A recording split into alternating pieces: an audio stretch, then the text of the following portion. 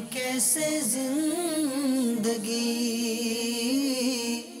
آؤ علماء سے پوچھ لیں، آئے جو مشکل پیش کوئی، آؤ علماء سے پوچھ لیں۔ الحمدللہ رب العالمین والصلاة والسلام علی سید المرسلین، اما بعد فاعوذ باللہ من الشیطان الرجیم، بسم اللہ الرحمن الرحیم۔ الصلاة والسلام علیک یا رسول اللہ وعلی آلک واصحابک یا حبیب اللہ، الصلاة والسلام علیک یا نبی اللہ وعلی آلک واصحابک یا نور اللہ۔ میٹھے میٹھے اسلامی بھائی اور مدنی چینل کے ناظرین، سلسلہ دارالفتہ اہل سنت میں ایک بار پھر آپ کو مرحبا کہتے ہیں۔ ابتداءً درود پاک کی فضیلت عرض کی جاتی ہے کہ فرمان مصطفیٰ صلی اللہ تعالیٰ علیہ وسلم ہے کہ تم مجھ پر درود بھیجو، اللہ تعالیٰ تم پر رحمت بھیجے گا۔ صلو علی الحبیب صلی اللہ تعالیٰ علی محمد صلی اللہ علیہ وسلم۔ مدنی چینل کے ناظرین، آئیے آپ کی کالز سے اپنے سلسلے کو آگے بڑھاتے ہیں۔ طیب اتاری بول رہا ہوں جڑا والا سے۔ میں نے یہ سوال کرنا ہے کہ امام کے پیچھے نماز تسبیح ہو سکتی ہے؟ امام کے پیچھے نماز تسبیح یعنی صلاۃ التسبیح کیا فرماتے ہیں حضور؟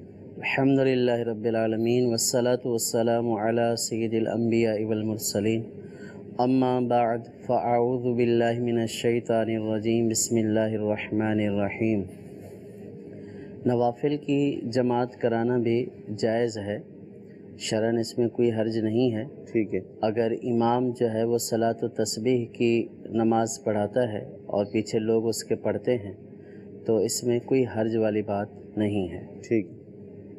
اور اس سے ایک فائدہ یہ بھی ہوتا ہے کہ جو پیچھے مقتدی ہوتے ہیں تو وہ اس جماعت کی برکت سے ان کی نماز بھی ہو جاتی ہے۔ نوافل میں ایک ضابطہ اور تو یہی ہے کہ نوافل جو ہے وہ انفرادی طور پر پڑھنا افضل ہوتے ہیں۔ ٹھیک ہے۔ کہ جب بھی نوافل ادا کریں تو انفرادی ادا کریں تو یہ زیادہ بہتر ہے، افضل ہے یہ۔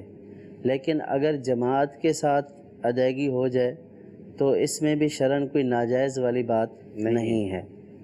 اس میں جب جماعت کے ساتھ ادائیگی کی جاتی ہے تو اس کا فائدہ یہ ہوتا ہے کہ بہت سارے لوگ یوں پڑھ لیتے ہیں۔ اگر انفرادی طور پر ان کو کہا جائے یا انفرادی طور پر ان کو خود پڑھنا پڑے تو عام طور پر لوگ نہیں پڑھتے۔ اجتماعی طور پر پڑھنے میں آسانی ہو جاتی ہے۔ تو جب لوگ اس طرف راغب ہو رہے ہیں عبادت کی طرف اور وہ چاہ رہے ہیں کہ جو ہے وہ عبادت کی جائے اجتماعی طور پر، تو شرعاً بھی اس میں کوئی ناجائز والا پہلو نہیں ہے۔ صحیح۔ تو اس طرح اس جماعت کے انعقاد میں کوئی حرج نہیں ہے، کر سکتے ہیں ایسا۔ مدنی چینل کے ناظرین، جس طرح کے حالات ہمارے سامنے ہیں کہ لوگ عبادت سے دور ہیں، علم سے دور ہیں، تو الحمدللہ عز و جل تسبیح کی جو نماز ہوا کرتی ہے بالخصوص رمضان کی طاق راتوں میں، تو مساجد میں ایک اعلان ہوتا ہے کہ اتنے بجے یہ نماز ادا کی جائے گی، تو ایک اچھی خاصی تعداد اس نماز کو ادا کرنے جمع ہو جاتی ہے۔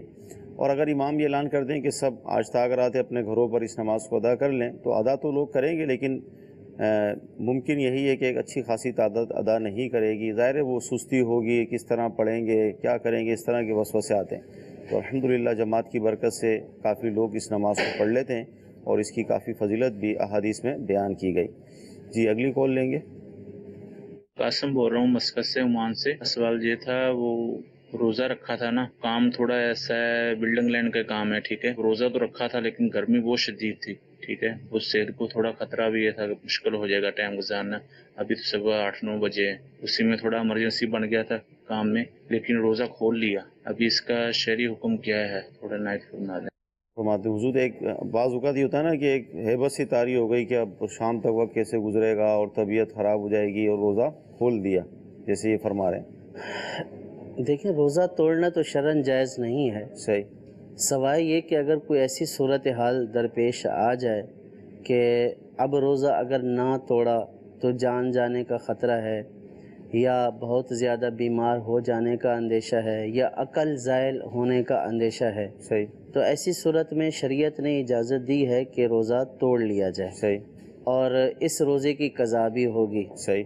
لیکن اس میں جو پہلو سائل کی طرف سے بیان کیا گیا اس میں ہوتا یہ ہے کہ جو ہمارے اس طرح کے مزدور اسلامی بھائی ہوتے ہیں وہ روزہ تو توڑ دیتے ہیں لیکن کام نہیں چھوڑتے. صحیح. اب اگر کیفیت یہ ہے، یعنی روزہ جو توڑنے کی وجہ ہے وہ یہ ہے کہ کام پر جانا ہے، صحیح. کام نہیں چھوڑنا ہے، بھلے روزہ توڑ دیا جائے. صحیح. تو وہ پھر اس دو چیزوں کو کمپیئر کر رہا ہوتا ہے، ایک روزے کی جو ہے وہ شدت کو، صحیح. اور ایک کام کی شدت کو. صحیح. تو اب اگر یہ جو ہے وہ کام ترک کر دے تو ہو سکتا ہے کہ روزہ اس کا بچ جائے، تو اب اس دن چھٹی کر لے اور اپنے روزے کو بچا لے. صحیح. یا جو ہے وہ آدھا جو ہے وقت کام کر لے اور آدھا وقت میں ریسٹ کر لے. لیکن ہمارے ہاں عام طور پر لوگوں میں یہ دیکھا گیا ہے کہ وہ کام کو ترجیح دیتے ہیں، روزے کو ترجیح نہیں دیتے ہیں. صحیح. حالانکہ چھٹیاں ہو جاتی ہیں، بندہ ویسے بھی بیمار پڑ جاتا ہے اور ویسے بھی گھر جو ہے وہ چھٹی پر چلا جاتا ہے، تو اب روزے کی حفاظت کے لیے جو ہے وہ روزہ توڑ دینا، روزے کی حفاظت نہ کرنا اور جو ہے وہ کام کی حفاظت کرنا، تو اس والے پہلو کے اوپر جو ہے وہ ہر مسلمان کو غور کرنا چاہیے. تو اب اگر اس وجہ سے توڑ دیا ہے تو پھر ہو سکتا ہے کہ اگر ساری شرائط پائی جائیں تو قضاء کے ساتھ ساتھ کفارہ بھی ان کے اوپر لازم ہو. صحیح. تو کیا صورتحال تھی؟ مکمل جو ہے وہ شرعی حکم کسی معتمد سنی عالم دین کو بتا کر ان سے پوچھ لیں کہ میرے اوپر صرف قضاء ہے یا قضاء کے ساتھ کفارہ بھی ہے. بہت پیارا مفتی صاحب نے ہمیں جواب ارشاد فرمایا کہ ہم کام نہیں چھوڑتے، روزہ چھوڑ دیتے ہیں، تو لہذا شرعی حکم بیان کیا گیا کہ کام چھوڑ دیں، کام کو آدھا کر دیں، لیکن روزہ نہیں چھوڑنا چاہیے. تو میرے جو سائل تھے ان کو جواب بھی مل گیا اور ساتھ یہ بھی ان کو رہنمائی کر دی گئی ہے کہ مزید جو ہے وہ اپنی مسئلے کو تفصیلی طور پر بیان کریں تاکہ پھر آپ کو صحیح حکم پتہ چلے گا کہ اس میں کفارہ بھی لازم ہوگا یا صرف قضا ہوگی. جی اگلی کال لیں گے. اگر کسی کے پاس اتنا رقم ہے کہ وہ صاحب نصاب ہے لیکن فی الوقت جو ہے وہ کسی کو پیسہ قرض دیے ہوئے اور اس کے پاس ابھی رقم موجود نہیں ہے، تو کیا اس رقم پہ بھی جو ہے زکوٰۃ ادا کرنی پڑے گی؟ صاحب نصاب تو ہیں لیکن وہ قرض دیا ہوا ہے، کیا فرمائیں گے؟ جو رقم کسی کو قرض دی ہوئی ہوتی ہے اور دینے والا صاحب نصاب ہوتا ہے تو اس پر قرض دی ہوئی رقم کی زکوٰۃ بھی لازم ہوتی ہے. ٹھیک ہے. لیکن قرض دی ہوئی رقم کے بارے میں شریعت نے رخصت یہ دی ہے کہ اگر سال پورا ہو چکا ہے، اب زکوٰۃ ادا کرنی ہے، تو جو رقم قرض پر دی ہوئی ہے اس میں یہ آسانی ہے کہ اس کی ادائیگی ابھی ضروری نہیں ہے. صحیح. اگر ادا نہیں کرے گا قرض پر دی ہوئی رقم کی زکوٰۃ تو گناہ گار اب نہیں ہوگا، بلکہ اس کی ادائیگی اس وقت ہوگی کہ جب پوری رقم اس کو وصول ہو جائے یا نصاب کا 5واں حصہ جب اس کو وصول ہو جائے تو پھر اتنی زکوٰۃ دینا ان کے اوپر فرض ہو جائے گا. ٹھیک ہے. تو زکوٰۃ فرض ہے لیکن ادائیگی میں جو ہے وہ شریعت نے رخصت دی ہے کہ اگر یہ ابھی نہیں کرنا چاہتا، بعد میں کرنا چاہتا ہے، جب یہ مل جائے یا نصاب کا 5واں حصہ مل جائے تو پھر اس وقت ان کے اوپر ادائیگی لازم اور ضروری ہوگی. ٹھیک. اچھا مفتی صاحب، جیسے ابھی تسبیح کی نماز کے حوالے سے سوال ہوا تھا تو اسلامی بہنوں کی طرف سے SMS یہ آیا ہے کہ کیا اسلامی بہنیں جمع ہو کر جماعت سے اس نماز کو ادا کر سکتی ہیں؟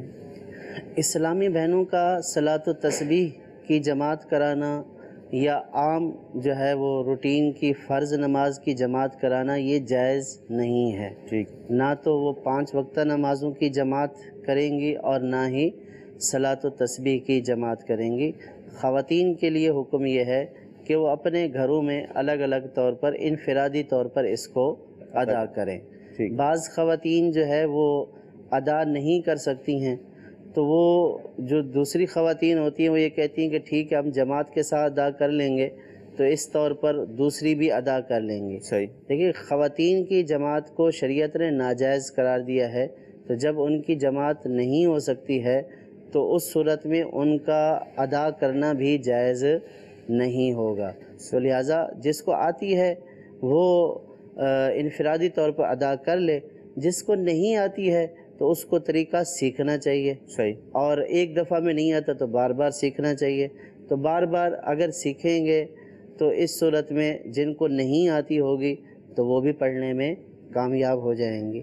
اور اگر دیکھ کر ہی پڑھنا ہے تو جو اسلامی بہنیں پہلے پڑھ رہی ہیں ان کو دیکھتی رہیں کہ یہ کس طرح ادا کر رہی ہیں اور کس جگہ پر جو ہے وہ کتنی مرتبہ تسبیح پڑھنی ہے، تو ان کو پریکٹیکلی دیکھ بھی لیں اور کتاب سے پڑھ بھی لیں اور اس کے بعد خود ادا کر لیں۔ اور یہ جو ہے وہ نفل نماز ہے، یہ واجب نہیں ہے پڑھنا کہ رمضان کی طاق راتوں میں عام طور پر لوگ ادا کرتے ہیں کہ رات بہت بڑی ہوتی ہے تو یوں رات کا کچھ حصہ عبادت میں جو ہے وہ صلاۃ و تسبیح کی صورت میں گزر جاتا ہے، اور یہ باعث فضیلت بھی ہے، پڑھنے میں کوئی حرج نہیں، اور معتبر اور معظم رات ہوتی ہے۔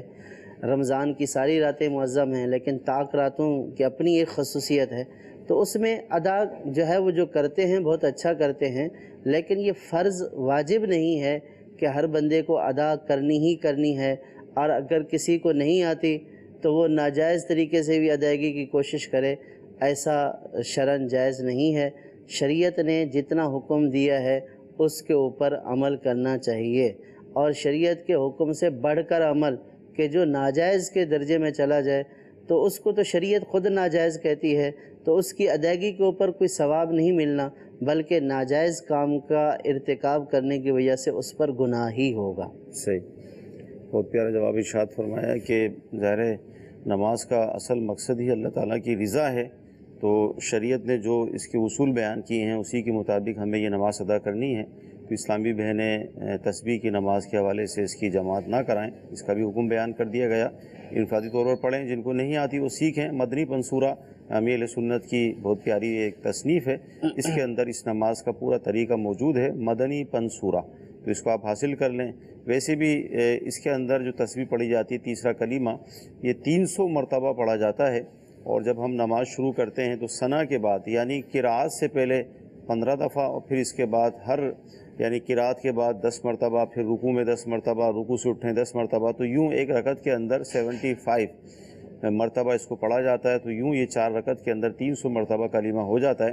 اور اس میں ساتھ یہ بھی رعایت ہے کہ اگر آپ کہیں آپ سے کمی ہو جائے تو اگلے اسٹیپ میں جہاں جیسے رکوع میں آپ سے اگر چھوٹ گئی 8 دفعہ آپ نے پڑھا، تو جب قومے میں آپ کھڑے ہوں تو وہاں 12 دفعہ پڑھ سکتے ہیں۔ تو یوں ایک رکعت کے اندر اس تعداد کو مقرر کرنا ہوتا ہے، پڑھنا ہوتا ہے، تو اتنا مشکل نہیں ہے۔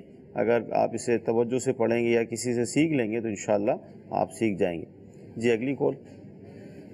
سوال یہ کر رہا ہے کہ عصر کی نماز کے بعد آٹومیٹکلی آنکھوں میں پانی آنا شروع ہو جاتا ہے، تو اس میں کوئی روزے میں خلل تو پیدا نہیں ہوگا؟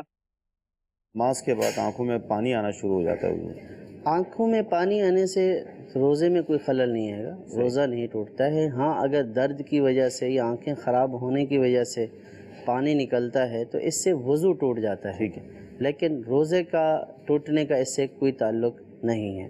اچھا، یہ جو جیسے آپ نے فرمایا وضو ٹوٹتا ہے تو یہ ناپاک ہوتا ہے پانی؟ جی، جس پانی سے وضو ٹوٹ جاتا ہے، یعنی آنکھ سے نکلنے والے ہر پانی سے وضو نہیں ٹوٹتا ہے۔ ٹھیک ہے، جیسے جو ہے وہ جو دکھتی ہوئی آنکھ ہوتی ہے، یعنی جس بیماری کی وجہ سے جو پانی نکلتا ہے اس پانی سے وضو ٹوٹ جاتا ہے، اور وہ نکلنے والا پانی بھی ناپاک ہوتا ہے۔ کپڑوں پہ اگر گرے، کپڑوں پر گرے تو جس جگہ پر گرے وہ ناپاک ہو جائیں گے، اور بعض لوگ جو ہے وہ یوں جو ہے وہ آستین سے صاف کرتے ہیں تو آستینیں بھی ناپاک ہو جائیں گی۔ اگر امامہ یا کوئی چادر پہنی ہوئی ہے اس کے پلو سے صاف کیا تو وہ بھی ناپاک ہو جائے گی، اور پھر اگر اس کی مقدار جو ہے وہ درہم یا درہم سے زیادہ ہو گئی تو اس صورت میں اس کپڑے کو پہن کر نماز پڑھنا بھی ناجائز ہوگا۔ اور درہم جتنی نجاست ہونے کی صورت میں واجب الادا ہوگی، اور درہم سے زائد ہونے کی صورت میں نماز اصلاً ہوگی ہی نہیں، اور درہم سے کم ہونے کی صورت میں ہوگی لیکن خلاف سنت ہوگی۔ ٹھیک جی، مزید کالس لیں گے۔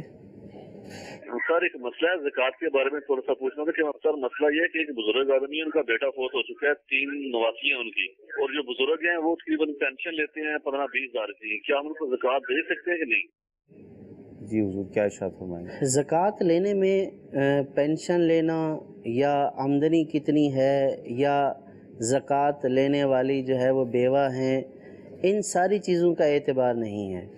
اعتبار اس بات کا ہے کہ شریعت نے جو ایک نصاب کی حد مقرر کی ہے، جو مستحق زکوٰۃ ہوتا ہے اس کا پاس جو ہے وہ نصاب سے کم مال ہونا ضروری ہے۔ ٹھیک ہے، جس کے پاس نصاب جتنا یا نصاب سے زائد مال موجود ہے تو وہ خود غنی ہے، تو اس کے اوپر تو خود زکوٰۃ لازم ہوگی، اور جس شخص کے پاس جو ہے وہ نصاب جتنی رقم نہیں ہے، نصاب سے کم ہے، مال تجارت بھی نہیں ہے، دیگر اموال زکوٰۃ میں سے جو مال ہیں وہ نصاب تک نہیں پہنچتے، یا سب کو ملا کر اگر مختلف ہیں سب کو ملا کر وہ نصاب تک نہیں پہنچتے، اور اس کے پاس زائد ضرورت سامان جو ہے وہ بھی نصاب جتنا نہیں ہے، تو ایسا شخص جو ہے وہ زکوٰۃ لینے کا حقدار ہے۔ اگر جن صاحب کا ذکر کیا گیا اگر وہ شریف فقیر کی ڈیفینیشن میں آتے ہیں، یہ جو تعریف بیان کی گئی نصاب سے کم، ایسے شخص کو شریف فقیر کہا جاتا ہے۔ صحیح۔ اگر یہ شریف فقیر کے دائرے میں آتے ہیں تو اور سید بھی نہیں ہیں تو ان کے لیے زکوٰۃ لینا جائز ہے۔ اگر یہ شریف فقیر کے دائرے میں نہیں آتے ہیں بلکہ خود غنی ہیں، یا زائد ضرورت سامان اتنا ہے کہ جو نصاب کی مقدار کو پہنچتا ہے، تو اب وہ چاہے 10,000 تنخواہ لیتے ہوں یا 5,000 تنخواہ لیتے ہوں، ایسا شخص کے لیے زکوٰۃ لینا جائز نہیں ہے۔ ٹھیک ہے۔ مدنی چینل کے ناظرین، رمضان کا مبارک مہینہ نزول قرآن کا مہینہ ہے، اور اللہ تعالیٰ کے نیک بندے اہل اللہ اس مبارک مہینے میں کثرت سے تلاوت قرآن بھی کرتے ہیں۔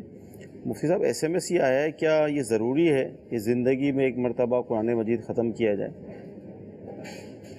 زندگی میں ایک مرتبہ قرآن مجید ختم کرنا ضروری اس معنی میں تو نہیں ہے کہ فرض ہے یا واجب ہے، ٹھیک ہے، لیکن قرآن پاک پڑھنا جو ہے یہ بہت بڑی سعادت ہے، اور یہ اللہ تبارک و تعالیٰ کا کلام ہماری ہدایت اور رہنمائی کے لیے آیا ہے، اور ہدایت اور رہنمائی اسی صورت میں ملے گی کہ جب ہم اس سے ہدایت اور رہنمائی لیں گے، صحیح، اور ہدایت اور رہنمائی ہم لیں گے اس وقت کہ جب اس کو پڑھیں گے اور جب اس کو سمجھیں گے۔ صحیح، اگر ہم نے ہدایت اور رہنمائی لینے والی کتاب کو کھول کر ہی نہیں دیکھا، اس کو پڑھا ہی نہیں، اس کو سمجھا ہی نہیں، اور ساری زندگی یہ تو کہتے رہے کہ ہدایت اور رہنمائی کے لیے آیا ہے، لیکن اس کلام پاک کی ہدایت اور رہنمائی کیا ہے، اللہ تعالیٰ کا فرمان کیا ہے، یہ اس کو پڑھنے سے اور اس کو سمجھنے سے ہی حاصل ہوگا۔ ٹھیک ہے، تو لہٰذا ہر مسلمان کی یہ ایک یوں سمجھے کہ جذبہ ایمانی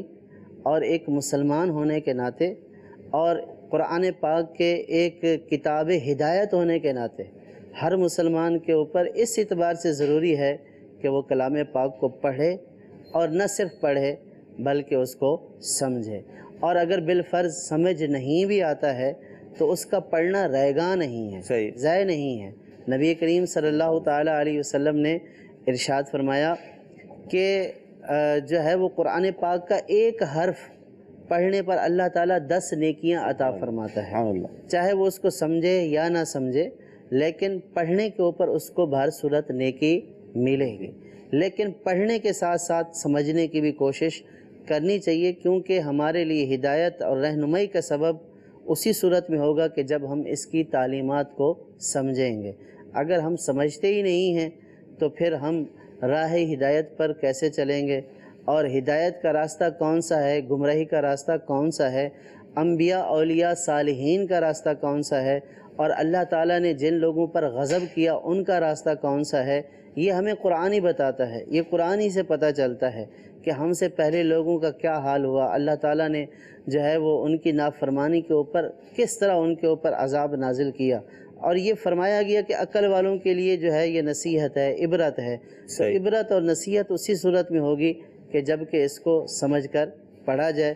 تو سمجھ کر پڑھنا بھی ضروری ہے، اور اگر سمجھ بالفرض نہیں آتی ہے تو اس کو ویسے بھی اس کی تلاوت کلام پاک کرنی چاہیے، اس کا چھونا بھی جو ہے وہ ثواب ہے، اس کا دیکھنا بھی ثواب ہے، اس کا پڑھنا بھی ثواب ہے، چاہے سمجھ آئے یا نہ آئے، اس کا پڑھنا تب بھی ثواب ہی ہے۔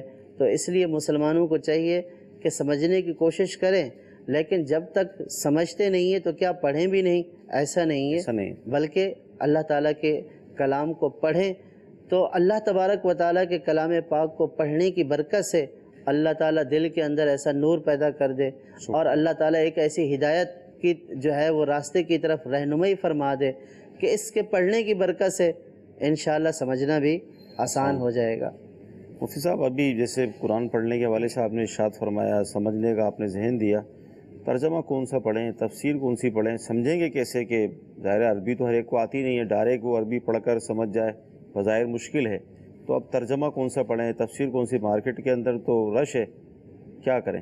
جی، ہمیشہ ترجمہ اور تفسیر پڑھتے وقت جو ہے وہ مستند علماء دین اور صحیح العقیدہ سنی علماء کی تفسیر اور ترجمے کا انتخاب کرنا چاہیے۔ ٹھیک ہے، ایسا ترجمہ کہ جو ہمارے ایمان کو تازہ کر دے، سبحان اللہ، ایسا ترجمہ کہ جو سلف صالحین کا ترجمہ ہو اور ائمہ مفسرین نے جو قرآن پاک کی تفسیر بیان کی اور جو رب کا کلام اور اس کے حبیب صلی اللہ تعالیٰ علیہ وسلم کا جو فرمان ہے اور اس حقیقی فرمان کی طرف جو ترجمہ ہماری رہنمائی کرے، ہماری ہدایت کرے، ہمارے ایمان کو تازہ کر دے، ہم اس کو پڑھنے کی وجہ سے ہمارے ایمان میں اور زیادتی ہو جائے اور جو ہے وہ ہمارے دل کے گوشے، ہمارے ذہنوں کے گوشے جو ہے وہ شاد ہو جائیں اور خوش ہو جائیں، جس میں اللہ اور اس کے رسول کے مقام کا لحاظ رکھا گیا ہو، تو ایسے ترجمے کو پڑھنا چاہیے۔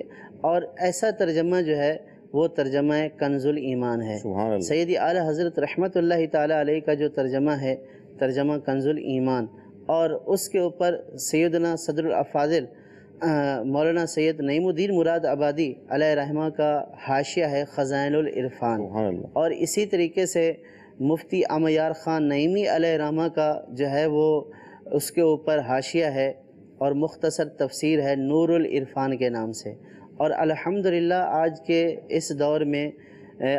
اس دور کے تقاضوں کا لحاظ رکھتے ہوئے دعوت اسلامی کی کاوشوں سے اور ہمارے استاذ محترم مفتی محمد قاسم عطاری مدد ذیلہ العالی نے الحمدللہ ایک بہترین جو ہے وہ تفسیر لکھی ہے قرآن پاک کی، تفسیر صراط الجنان، جو بالکل سادہ اور آسان الفاظ میں ہے اور ٹو دی پوائنٹ ہے کہ جو چیز جس مقام پر بیان کرنی ہے اور اس میں ترغیب بھی ہے، ترہیب بھی ہے اور قرآن کی ترجمانی بھی ہے۔ تو یہ جو آج کے تقاضے ہیں، یہ صراط الجنان کی جو تفسیر ہے یہ آج کے تقاضوں کے مطابق ہے، آج کے تقاضوں کو پورا کرتی ہے، تو یہ تفسیر بھی ہمیں جو ہے وہ پڑھنی چاہیے۔ اور الحمدللہ آج کل تو بہت آسانی ہے آج کے دور میں۔ پہلے تو یہ ہے کہ ترجمہ کنز الایمان جو ہے وہ مشکل سے ملا کرتا تھا، اور نور العرفان بڑی مشکل سے ملا کرتا تھا۔ دعوت اسلامی نے یہ مشکل بھی حل کر دی۔ آج ہر شخص کے پاس جو ہے وہ اینڈرائیڈ موبائل ہے، تو کنز الایمان کی بھی اپلیکیشن ہے، اسی طرح خزائن العرفان کی بھی ہے، تفسیر صراط الجنان کی بھی اپلیکیشن ہے، اور اس میں صرف پڑھے نہیں، شیئر کرنا چاہتے ہیں شیئر کریں، اور آپ اپنے کانوں سے سننا چاہتے ہیں تو اس کو جو ہے وہ سن بھی سکتے ہیں، اپنا مطلوبہ مقام تلاش کرنا چاہتے ہیں تو وہ بھی کر سکتے ہیں۔ آپ کو کوئی واقعہ آپ کو جو ہے وہ ذہن میں آ رہا ہے کہ یہ کلام پاک میں نے کہیں پڑھا ہے، تو آپ لفظ لکھ کر اس کو سرچ کریں تو آپ اپنے مطلوبہ مقام پر پہنچ جائیں گے۔ تو آج کے دور میں آسانیاں بہت ہیں لیکن پڑھنے والے کم ہیں، اور پہلے کے دور میں مشکلیں بہت تھیں لیکن پڑھنے والے زیادہ تھے، اور ان کا پڑھنا اخلاص کے ساتھ تھا۔ تو جس قدر آسانیاں ہیں تو ان آسانیوں کا جو ہے وہ مسلمان کو فائدہ اٹھانا چاہیے۔ اور اب دیکھیں نا کہ پہلے زمانے میں صرف قرآن پاک جس نے پڑھنا ہے، سفر میں جانا ہے تو وہ قرآن پاک ساتھ لے کر جائے، اگر حافظ نہیں ہے تو تبھی ہی قرآن پاک کو پڑھ سکتا ہے۔ لیکن اب جو ہے وہ اتنی آسانی ہو گئی ہے کہ آپ کے اینڈرائیڈ موبائل میں اپلیکیشن موجود ہے، آپ جو ہے وہ سیٹ پر بیٹھے ہوئے ہیں، آپ کے ہاتھوں میں قرآن موجود ہے۔ اگر آپ حافظ نہیں ہیں تو آپ وہ اپلیکیشن کھولیں، تلاوت کرنا چاہتے ہیں تلاوت کریں، تفسیر پڑھنا چاہتے ہیں تفسیر پڑھیں، اور کسی قاری صاحب کی آواز میں سننا چاہتے ہیں تو آپ بالکل آرام سے بیٹھ کر اس کو سن لیں۔ تو اتنی آسانیاں ہیں، اگر اتنی آسانیوں کے باوجود بھی ہم قرآن پاک پڑھنے کی سعادت سے، قرآن پاک دیکھنے کی سعادت سے محروم رہیں تو پھر اس سے بڑھ کر کوئی محرومی نہیں ہے۔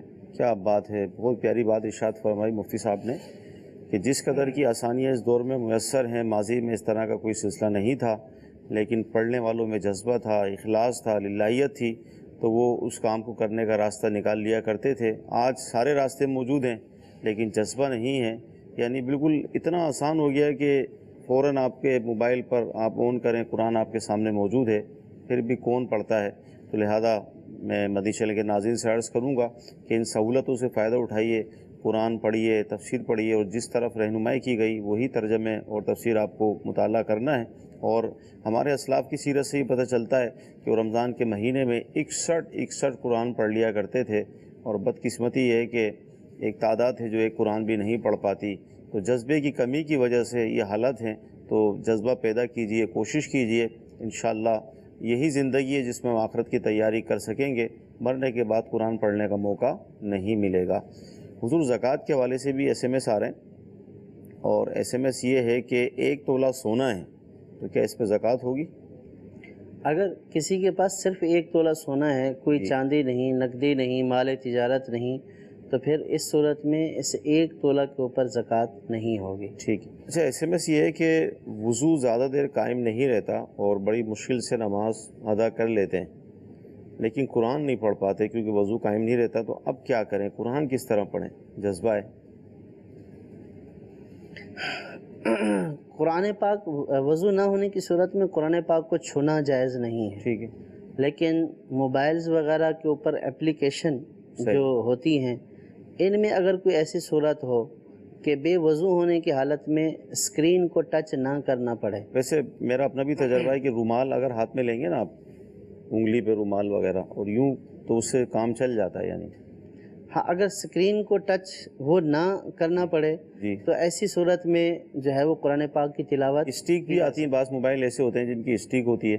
جی ہاں، اس سے بھی کر سکتے ہیں. یا پھر یہ ہے کہ آپ جو ہے وہ اپنے لیپ ٹاپ پہ کھول لیں، اگر کمپیوٹر ہے تو اس پہ کھول لیں کہ آپ ماؤس کے ذریعے جو ہے وہ پیج تبدیل کرتے رہیں گے تو اور قرآن پاک پڑھتے رہیں گے. تو راستہ موجود ہے قرآن مجید پڑھنے کا، موبائل کی صورت میں بھی، لیپ ٹاپ کی صورت میں بھی. تو انشاءاللہ آپ کی نیت اچھی ہے، آپ انشاءاللہ قرآن پڑھنے میں کامیاب ہو جائیں گے. جی اگلی کال. تحری کھا لی ہے لیکن اذانیں ہو رہی تھی، تو اذانیں مکمل ہونے کے بعد میں نے 1 گھونٹ پانی پی لیا، وہ نوالا پھنسا ہوا تھا، اس لیے میرے روزے کے بارے میں کچھ بتا دیں. لقمہ پھنسا ہوا تھا حضور، اب کیا کریں؟ ایسی صورت میں روزہ تو نہیں ہوا لیکن اس روزے کی قضا کرنا ان کے اوپر لازم ہے. مدنی چینل کے ناظرین، یہی مطلب اہتمام کی کمی کی وجہ سے اس طرح کا سلسلہ ہوتا ہے کہ سحری کا وقت تو ظاہر ایک اچھا خاصا وقت ہوتا ہے، تو اتنی تاخیر، یا بعض اوقات اگرچہ تاخیر کرنے کی فضیلت ہے اور تاخیر کا حکم بھی دیا گیا ہے، لیکن ظاہر اس سے مراد یہ تو نہیں ہوگی کہ بالکل 1-2 منٹ پہلے ہی آدمی شروع کرے، اذان شروع ہو جائے. کیا فرمائیں گے حضور؟ ہوتا ہے اس طرح بعض اوقات، اصل میں آنکھ لیٹ کھلتی ہے. اہتمام تو سارے کیے ہوئے ہوتے ہیں پہلے سے کچھ نہ کچھ، لیکن گھر والوں کی آنکھ ہی لیٹ کھلتی ہے، اور بعض اوقات جو ہے وہ خود ہی بندہ سستی سے لیٹا رہتا ہے. اور ایسی صورت میں جب جو ہے وہ لقمہ پھنس جائے تو انتہائی خطرناک اور شدید صورت ہوتی ہے. تو اب ان کی صورت کیا تھی؟ اب اس میں قضا کا بھی حکم ہو سکتا ہے، کفارے کا بھی حکم ہو سکتا ہے. قضا تو ہے ہی ہے، لیکن اس کے ساتھ کفارہ ہوگا یا نہیں ہوگا وہ ان کی صورت کے اوپر ہوگا. مزید کسی معتمد سنی عالم دین کو یہ صورت بتا کر یہ کنفرم کرا لیں کہ ان کے اوپر کفارہ بھی لازم ہے یا نہیں. اچھا، کفارہ ہم جیسے 2-3 مرتبہ آپ نے اس کا ذکر فرمایا، کفارہ ہے کیا؟ کوئی فطرہ دینا ہے، فدیہ دینا ہے، پیسے دینے، کیا کرنا ہوگا کفارہ؟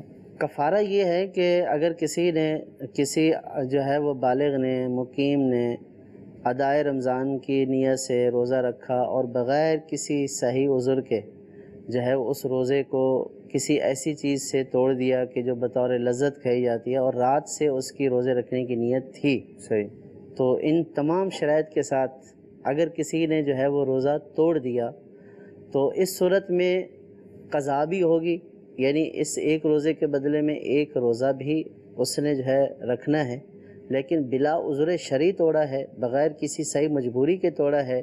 تو اس لیے اب اس روزے کے جو اس نے کام کیا ہے اس کے ازالے کے لیے شریعت نے مسلسل 2 مہینے کے روزے مقرر کیے ہیں. یہ 2 مہینے کے روزے جو ہیں یہ بطور کفارہ، 1 روزہ توڑنے کا جو کفارہ ہے جان بوجھ کر، وہ 2 مہینے کے مسلسل روزے، یعنی تعداد نہیں پوری کرنی، یعنی مختلف دنوں میں کر کے 60 روزے رکھ لے، ایسا نہیں، بلکہ مسلسل پے در پے بغیر کسی ناغے کے جو ہے اس نے 60 روزے رکھنے ہیں، تو یہ جو ہے وہ اس کا کفارہ ہے۔ اچھا، آدمی اگر یہ سوال کرے مفتی صاحب کہ بھائی ایک روزہ مشکل ہو گیا میرے لیے، مثلا ظاہر عقل سے بھی لوگ سوچتے ہی ہیں، تو میں 60 کیسے رکھوں گا؟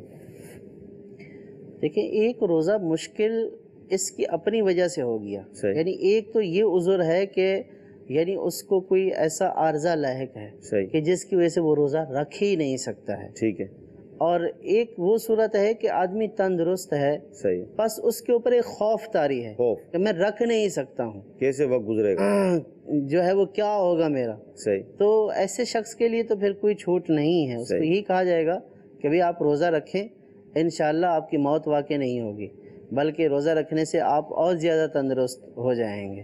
تو جو اس طرح کا خود ساختہ خوف ہے، یعنی جس کی کوئی حقیقت نہیں ہے، تو ایسے شخص کے لیے پھر کوئی چھوٹ نہیں ہے، اس کو یہی کہا جائے گا کہ آپ نے روزے ہی رکھنے ہیں۔ ٹھیک جی، اگلی کال لیں گے۔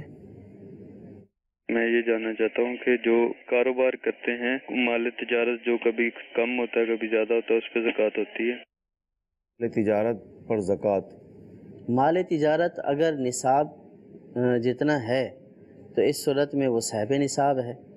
اب جس وقت ان کے پاس مال تجارت نصاب کی مقدار میں آیا اور شرائط پائی گئیں تو یہ صاحب نصاب ہو گئے۔ اب یہ اس کے اوپر سال گزرنا شرط ہے، اب سال میں کم بھی ہوتا رہا زیادہ بھی ہوتا رہا، لیکن جس دن یہ صاحب نصاب ہوئے تھے جب وہی دن پلٹ کر آئے گا تو اب یہ دیکھیں گے کہ ان کا نصاب سے کم ہے یا نصاب سے زیادہ ہے یا نصاب جتنا ہے۔ اگر نصاب سے کم ہو گیا تو اب ان کے اوپر زکوٰۃ نہیں ہوگی، اگر نصاب کے برابر یا نصاب سے زائد ہے تو جتنا مال موجود ہے اس کے اوپر زکوٰۃ لازم ہوگی۔ ٹھیک، جی اگلی کال۔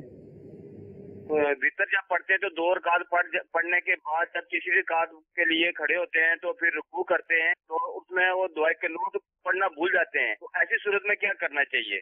جی، دعائے قنوت پڑھنا بھول گئے تو کیا کریں؟ دعائے قنوت پڑھنا واجب ہے۔ اگر دعائے قنوت پڑھنا بھول گئے، رکوع میں چلے گئے، تو اپنی نماز کنٹینیو رکھیں اور آخر میں سجدہ سہو کر لیں کہ واجب ترک اگر بھول کر ترک ہوا ہے تو اس کا ازالہ سجدہ سہو سے ہو جاتا ہے، اگر سجدہ سہو کر لیا تو واجب وتر ادا ہو چکے۔ ٹھیک، اچھا، ایس ایم ایس یہ ہے کہ اگر کوئی 10 دن کے اعتکاف کے اندر بیٹھا ہو اور پھر اس کا دنیاوی پیپر بھی ہو، اسے 2 گھنٹے لگیں گے حضور آنے جانے میں، پیپر ہو جائے گا، کیا فرماتے ہیں؟ اعتکاف پہ کوئی اثر پڑے گا؟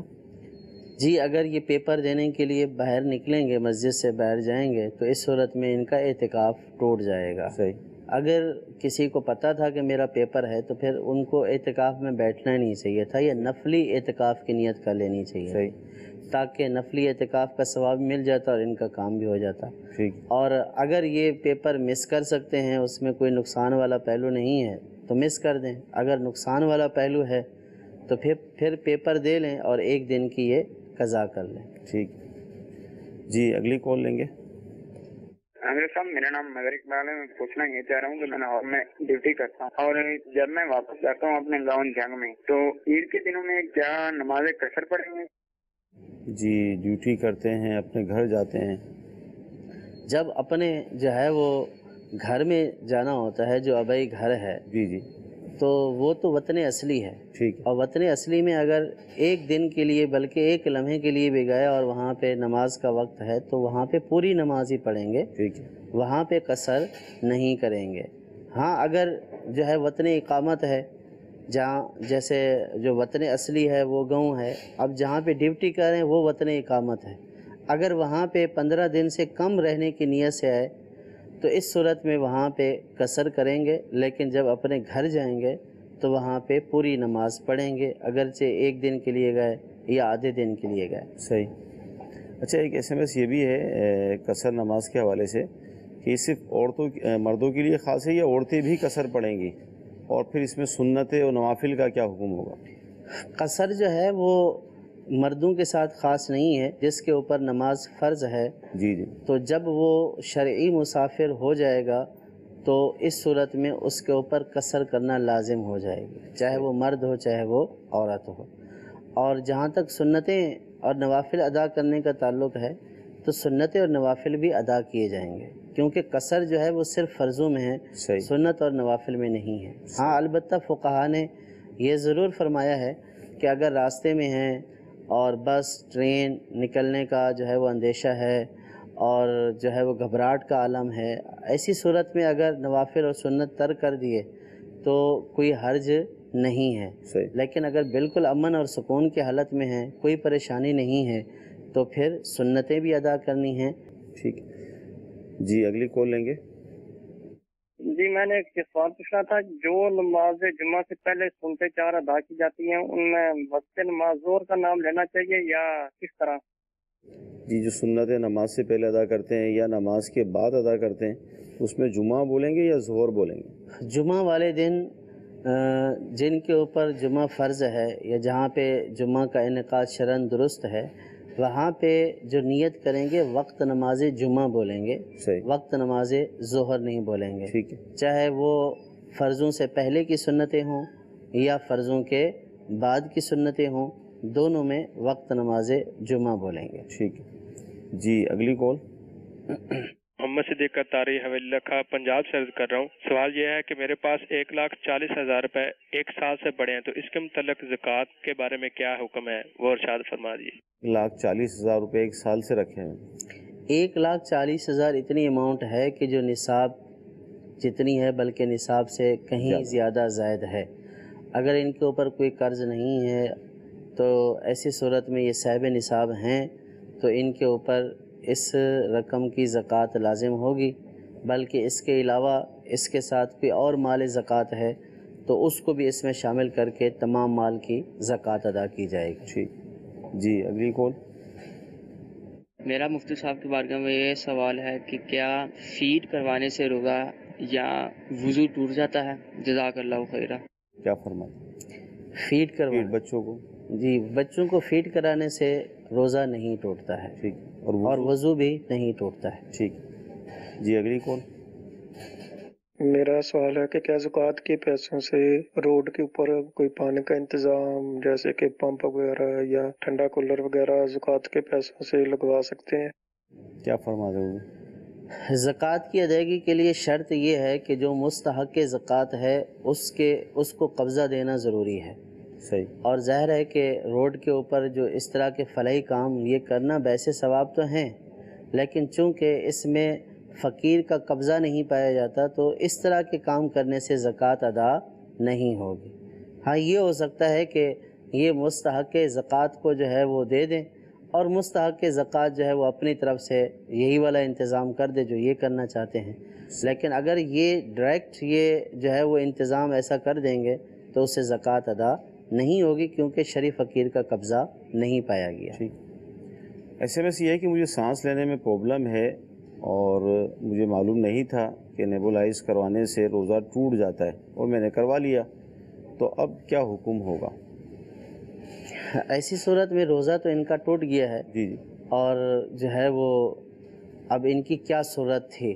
صحیح، قضاء اور کفارے کا حکم تو ان کی کنڈیشن کے اوپر اور دیگر شرائط کے اعتبار سے دیکھا جائے گا کہ کفارہ لازم ہے۔ جیسے آپ نے ابھی پورا تھا نا اس کی شرائط بتائی تھی، رات سے ہو اور پھر چیز جو کھائی لذت والی ہو، یہ تو ظاہر دوائی تھی، لذت تو اس میں اصل میں جو ہے وہ دوا یا غذا اس سے منفعت تو حاصل ہوتی ہے نا، اور جسم کی جو ہے وہ اصلاح ہوتی ہے، لیکن دیگر بھی شرائطیں کہ رات سے نیت ہو، جو ہے وہ مقیم ہو، مسافر نہ ہو، ٹھیک ہے، تو قضا تو ہے ان کے اوپر، کفارہ ہوگا یا نہیں تو پھر اس کی تفصیل ہے، یہ کسی صحیح معتمد سنی عالم دین کو اپنی صورت بتا کر کفارے سے متعلق معلومات کر لیں۔ ٹھیک جی، مزید کال۔ سر یہ سوال پوچھنا ہے کہ اردو میں قرآن پاک پڑھنا جائز ہے کہ کیا اس کا بھی اتنا ثواب ہوگا؟ اردو میں قرآن مجید پڑھنا یعنی ترجمہ ہی کہہ سکتے ہیں، ورنہ قرآن تو عربی میں ہے۔ دو باتیں اس میں ہو سکتی ہیں، ایک تو یہ ہے کہ ترجمہ ہی صحیح، اور ظاہر ہے کہ قرآن پاک تو عربی میں ہے، اردو میں نہیں ہے، یا پھر یہ ہو سکتا ہے کہ یہ جو پروننسیشن ہے، جو تلفظ ہے وہ اردو کے طور پر جو ہے وہ اس طور پر ادائیگی کرنا، تو جو ترجمہ پڑھنے سے قرآن مجید پڑھنے کا ثواب نہیں ملے گا۔ صحیح، اور قرآن پاک عربی زبان میں نازل ہوا تو اس کو عربی زبان ہی میں یعنی عربی لہجے میں پڑھنا ضروری ہے، اور اردو لہجے میں اس کو پڑھیں گے تو بہت سارے جو ہے وہ الفاظ کچھ کے کچھ ہو جائیں گے اور ان کے معنی جو ہے وہ فاسد ہو جائیں گے اور گناہ گار ہوں گے۔ اچھا، اب جیسے ہم نے ذہن دیا کہ ترجمہ بھی پڑھیں، تفسیر بھی پڑھیں، اب کسی نے آیت پڑھی، وہ آیت سجدہ پڑھی اس نے، اب اس کا ترجمہ بھی پڑھا اس نے، تو 2 سجدے کرے گا یا ایک ہی کرے گا؟ ایک ہی نشست میں بیٹھے ہوئے اگر اس نے پڑھا ہے تو ایک ہی سجدہ لازم ہے۔ ٹھیک ہے۔ مدی چینل کے ناظرین، سلسلہ ہوا، مختلف موضوعات پر گفتگو کی گئی، بہت سارے مسائل سیکھنے کو ملے، تو یہ دعوت اسلامی کی برکت ہے، سلسلوں کی برکت ہے۔ اللہ تعالیٰ کی بارگاہ میں دعا ہے کہ اللہ تعالیٰ آج کا ہمارا سلسلہ اپنی بارگاہ میں قبول فرمائے، جو ہم نے سنا ہے، جو سیکھا ہے، اس پر عمل کرنے کی توفیق عطا فرمائے۔ آمین۔ صلو علی الحبیب صلی اللہ تعالی علی محمد۔ گزارے کیسے زندگی، آؤ علماء سے پوچھ لیں، آئے جو مشکل پیش کوئی، آؤ علماء سے پوچھ لیں۔